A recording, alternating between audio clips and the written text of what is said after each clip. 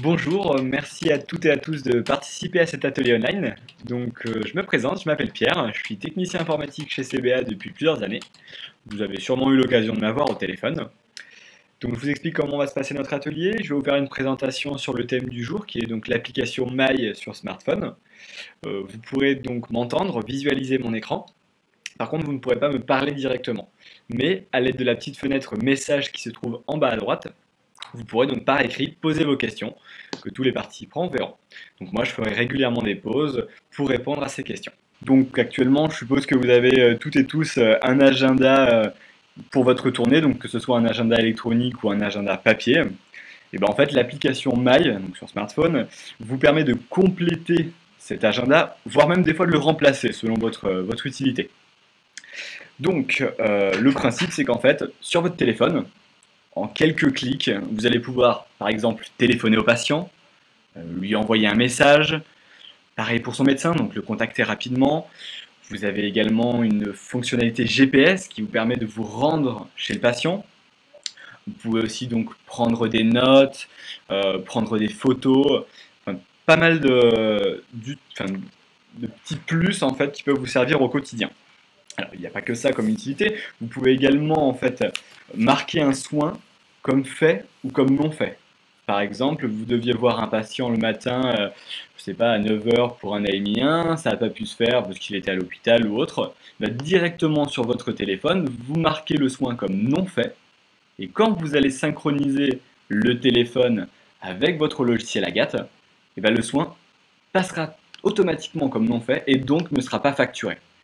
C'est l'avantage en fait de l'application, c'est que à l'heure actuelle, la plupart utilisent un agenda papier ou même un agenda électronique. Vous allez noter que le patient n'était pas là, mais par contre, c'est à vous manuellement d'aller suspendre le soin, ce qui n'est pas nécessaire avec l'application Mail. Alors déjà, il y a une première chose à savoir, c'est que l'application, on ne peut pas l'installer sur tous les téléphones. Pour savoir sur quel téléphone vous pouvez l'installer, quand vous êtes sur Agathe, il faut se rendre sur le web service. Donc, le web service, c'est ici, les 3 W. En cliquant dessus, ça vous amène sur cette page. Donc nous allons sur le Wiki-Infi. Et donc sur la gauche, ici, vous avez écrit MyAgathe sur mobile.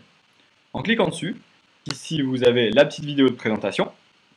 Et si vous descendez, donc les différentes parties pour les différents téléphones compatibles. Donc déjà, vous avez les iPhones. Donc tous les iPhones sont compatibles, après ça va dépendre de la version qui est installée dedans. Ça, je vais vous montrer ensuite comment le voir. Vous avez également les BlackBerry et tous les téléphones qui fonctionnent sur Android. Donc par exemple tous les derniers LG, les derniers Samsung, tout ça fonctionne sur Android. Donc déjà, voilà, par exemple le Samsung Galaxy 2 de Laurence fonctionne parfaitement, l'application fonctionnerait dessus.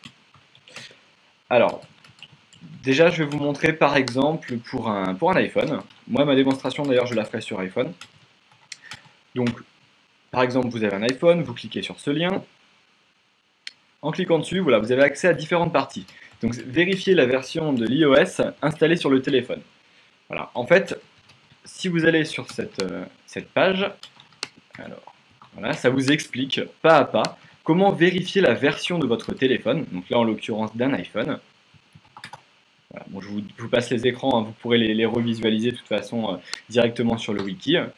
Voilà, là en l'occurrence, on voit que l'iPhone d'essai est en version 4.1 et qu'il faut une version supérieure ou égale à la version 4. Donc le téléphone est compatible. Ça, c'est un exemple pour l'iPhone. Ensuite, je vais vous montrer par exemple pour un Android. C'est différent. Donc là, c'est pareil. Je clique sur l'Android et là, il nous demande de vérifier la version. Donc en cliquant dessus, même principe, voilà, il vous explique, donc en appuyant sur telle touche, après en allant par exemple sur à propos du téléphone, et là on voit que la version ici est la version 2.3. 2.3.3 exactement. Donc c'est pareil, il y a, pour chaque téléphone en fait il y a une version minimum à avoir. Ça c'est vraiment le premier prérequis. Donc vous pourrez le contrôler sur le wiki. Donc une fois que votre téléphone est compatible, il faut bien sûr l'installer, l'application. Donc là, ça va dépendre des téléphones, même principe. Sur l'iPhone, vous avez directement accès à ce qu'on appelle l'Apple Store. En allant sur l'Apple Store, vous pouvez faire des recherches d'applications. Là, en l'occurrence, vous recherchez l'application qui s'appelle My, donc M-Y. Pour un Android, c'est différent. Pour un Android, en fait, vous avez plusieurs possibilités. Par exemple, vous pouvez flasher ce code à l'aide d'une application, si vous l'avez bien sûr. Sinon, directement sur votre moteur de recherche internet, sur le téléphone toujours, vous tapez cette adresse que vous avez ici, et ça vous télécharge l'application. D'accord? Donc, ça, je vous le redis encore une fois, vous le retrouvez sur le wiki. Donc, on ne va pas s'éterniser dessus, c'était plus pour vous faire une petite présentation. Une fois que c'est installé, ça ressemble à ça. Donc là, sur un iPhone, vous avez une petite icône My. Je vais l'ouvrir. Vous avez accès donc à la liste de vos patients, comme on peut le voir, et également à la tournée. Alors, si c'est la première fois que vous ouvrez l'application, forcément, il n'y a rien. Donc, je vais vous montrer comment transférer les informations du logiciel vers le téléphone. Donc, ça se passe sur Agathe, bien entendu. Sur Agathe, vous allez donc sur votre agenda journalier. Donc là, on a l'agenda journalier. Je souhaite synchroniser donc cet agenda, c'est-à-dire récupérer la liste des patients, ainsi que les horaires, le type de soins, etc. et tout transférer sur le téléphone. Donc pour ça, sur mon téléphone déjà, j'ouvre l'application, j'appuie sur transfert, sur cet écran, transfert en cours, et donc sur votre logiciel en parallèle, vous allez sur l'agenda, vous cliquez ici sur synchronisation de l'agenda avec le téléphone, il vous demande ce que vous voulez synchroniser, c'est la journée d'aujourd'hui, celle de demain ou la semaine complète. Nous pour l'exemple, on va prendre la semaine, vous validez, et là, donc, le transfert se fait. Voilà, la synchronisation est terminée. Donc là, il a récupéré l'intégralité de l'agenda pour la mettre dans mon téléphone.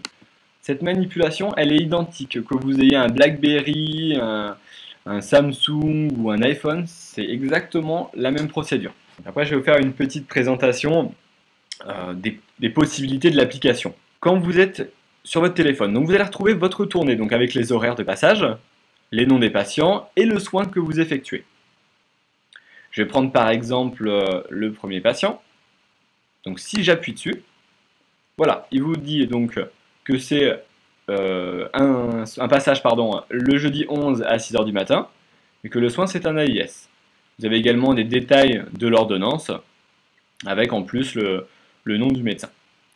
Par exemple, si ce soin je ne l'ai pas effectué, le patient n'était pas là, je peux le décocher et le marquer comme non fait. Donc là, en fait, d'une simple pression sur votre téléphone, vous marquez le soin comme non fait. Voilà, donc là, en l'occurrence, ça veut dire que cette patiente, je n'ai pas pu la voir.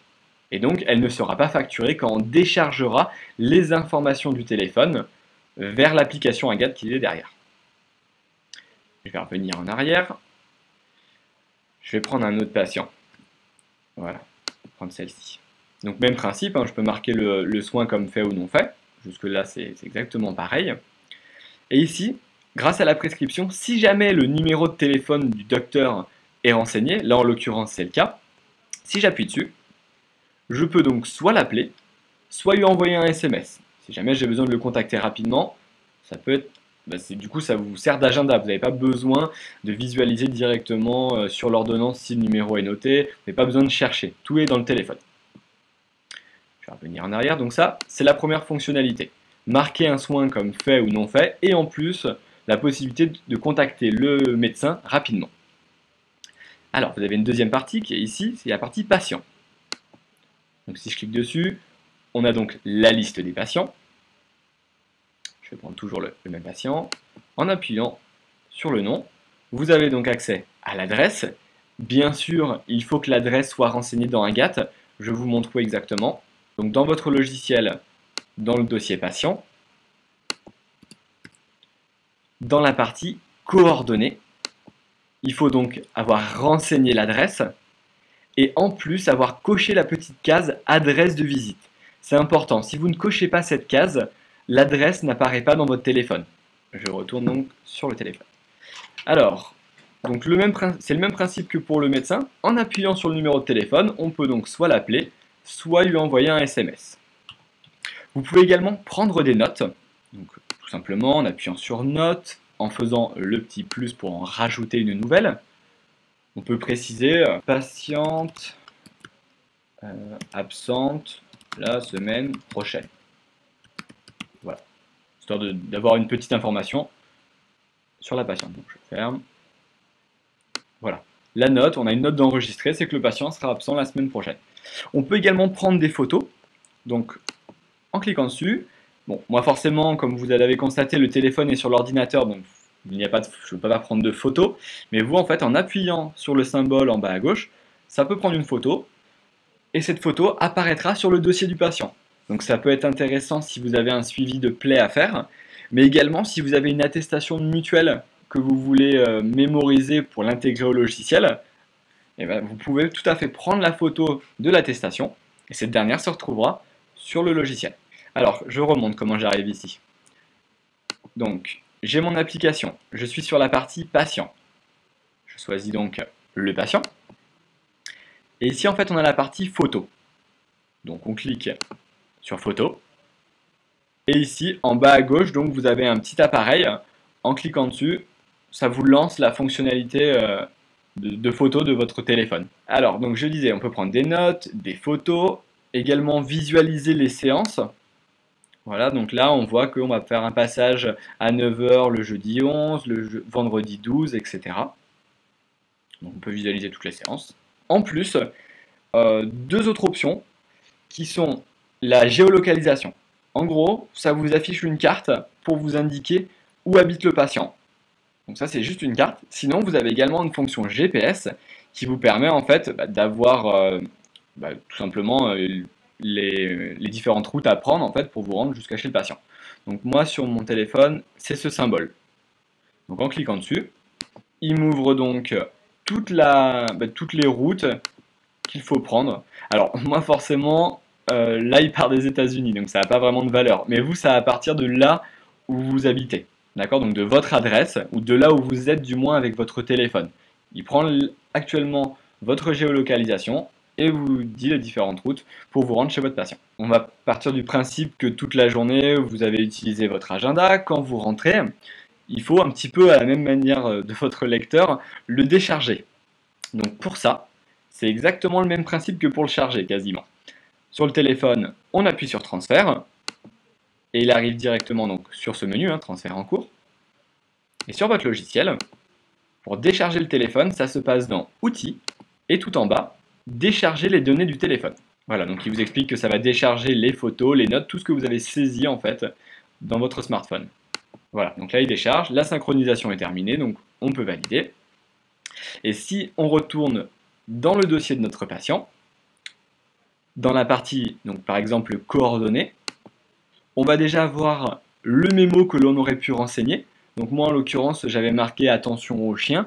Vous pouvez également marquer en fait le code d'une porte par exemple, le code d'un portail automatique ou une indication précise sur l'emplacement du domicile du patient si c'est un peu compliqué pour le retrouver. Ça peut être pratique pour les autres personnes qui utilisent le logiciel. Je vous montre juste pour la petite partie en fait mémo, ce que je voulais pas montrer. C'est alors voilà, c'est ici en fait. Vous avez donc notes, photos, séances et en dessous, dans cette partie-là, c'est la partie mémo. Donc en appuyant dessus, vous pouvez marquer ce que vous voulez. D'accord? Donc là, moi en l'occurrence, attention au chien. Donc ça le décharge et ça le note directement dans cet écran. Dans la partie observation, vous aurez donc les notes qui ont été enregistrées. Donc moi j'avais mis un code portail et tout à l'heure on a noté ensemble patiente absente la semaine prochaine. Sur la droite, dans cette partie-là, vous retrouvez en fait la photo que vous auriez pu prendre. Moi en l'occurrence c'était une attestation mutuelle. D'accord? Et donc en cliquant dessus, après, ça peut vous l'ouvrir et vous pouvez également la rééditer pour si jamais vous avez besoin de la donner à une collègue ou autre. Je vais vous faire une petite démonstration. Alors, c'est pas forcément dans le thème, mais ça peut être intéressant. Imaginons, donc toujours sur notre dossier patient, dans la partie observation, je viens de prendre une attestation mutuelle. je veux l'envoyer par mail à une collègue, par exemple, qui n'a pas forcément le logiciel, hein, ça peut être à n'importe qui, vous voulez l'envoyer par mail. Ben, vous avez la possibilité de le faire. Pour ça, donc sur ce menu, vous double-cliquez sur l'attestation ou sur la photo, hein, ça peut très bien être une plaie ou n'importe quoi d'autre. Vous double-cliquez dessus, donc ça vous ouvre cette petite fenêtre. Et pour envoyer le document par mail, on clique en fait sur Imprimer. Ici, plutôt que de choisir votre imprimante, vous cliquez sur le menu déroulant et vous choisissez Envoyer le document par mail. Alors là, il faut noter ce qu'on appelle l'SMTP, en fait, le serveur SMTP. Ça correspond à votre fournisseur d'accès Internet. Donc, imaginons que nous soyons chez Orange, il aurait fallu écrire SMTP, et en fait, et remplacer, si vous voulez, en gros, le CBA info, on le remplace par le nom du fournisseur. Si c'est Orange, on écrit Orange. Si c'est Free, Free, etc., etc. Donc bon, ça au pire, si vous ne le connaissez pas, n'hésitez pas à demander à un de nos techniciens, vous envoyez un mail ou même vous nous téléphonez, on peut vous renseigner par rapport à ça. Donc, je reprends, on choisit envoyer le document par mail, on note le serveur SMTP s'il n'est pas déjà noté. On clique ensuite donc sur imprimer, l'exportation commence. Donc là, il vous demande l'adresse d'envoi, donc l'adresse de votre collègue, et après vous pouvez y mettre un message. Par exemple, attestation mutuelle. Et l'adresse, bon, je vais mettre, vous mettez ce que vous voulez dans l'adresse, ça n'a pas de grande importance. Ensuite, votre message, par exemple, je t'envoie l'attestation de telle ou telle patiente, et vous faites OK. Et en fait, après, le mail s'envoie automatiquement à votre collègue qui peut donc le visualiser et visualiser l'attestation du patient. Donc, Madame Bernard doit changer son téléphone. Alors après, le plus adapté, ça va dépendre de pas mal de choses. Déjà, niveau utilisation personnelle et professionnelle, je pense que le mieux est un iPhone ou un système Android. Donc les Android, c'est tout ce qui est Samsung, Galaxy, les derniers LG. C'est vraiment le plus pratique. Donc plutôt un iPhone ou alors un téléphone Android. Donc par exemple, Samsung Galaxy S2 de Laurence est très très bien. Donc après, ça dépend bien sûr de votre budget, hein, parce qu'un iPhone, ça coûte quand même un certain prix. Après, les Android sont plus abordables. Donc c'est vraiment au niveau utilisation, Android et iPhone, les deux sont très intuitifs. Donc, après, vous pouvez demander au vendeur qui vous montre les deux, à vous de manipuler un petit peu et de trouver vraiment ce qui vous paraît le plus simple. Une petite information que j'ai oublié de vous donner.